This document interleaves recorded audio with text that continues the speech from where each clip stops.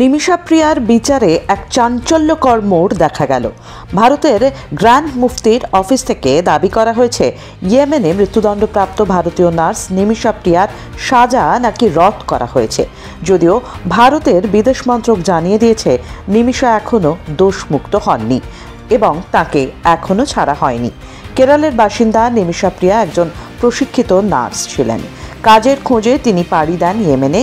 সেখানেই এক স্থানীয় নাগরিকের সঙ্গে ব্যবসায়িক সম্পর্কে জড়িয়ে পড়েন তিনি। সেই পুরুষটি দীর্ঘদিন ধরে নিমিষাকে অত্যাচার করেছেন, ঠকিয়েছেন। পরিস্থিতি চরমে পৌঁছয় 2020 সালে সেই ব্যক্তির মৃত্যুর ঘটনায়। নিমিষার বিরুদ্ধে হত্যার মামলার রায় ঘোষণা করে ইয়েমেনের আদালত। বলা হয় সবকিছুর অবসান ঘটাতে ওই ব্যক্তিকে অচেতন করার চেষ্টা করেছিলেন নিমিষা, কিন্তু তাতেও তার মৃত্যু হয়। এই রায়ের বিরুদ্ধে দীর্ঘদিন ধরে ভারতে আন্দোলন চলেছে। নিমিষার মা বিভিন্ন মানবাধিকার সংগঠন ও বহু সমাজকর্মীর সাহায্যে মেয়ের প্রাণভিক্ষা চেয়ে আবেদনও করেছেন।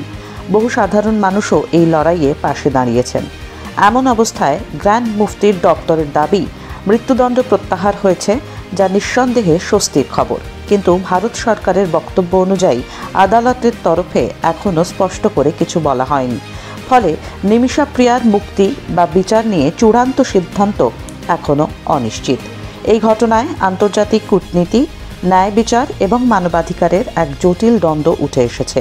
নিমিষা আদৌ ফিরতে পারবেন কিনা এখন সেদিকেই তাকিয়ে গোটা দেশ।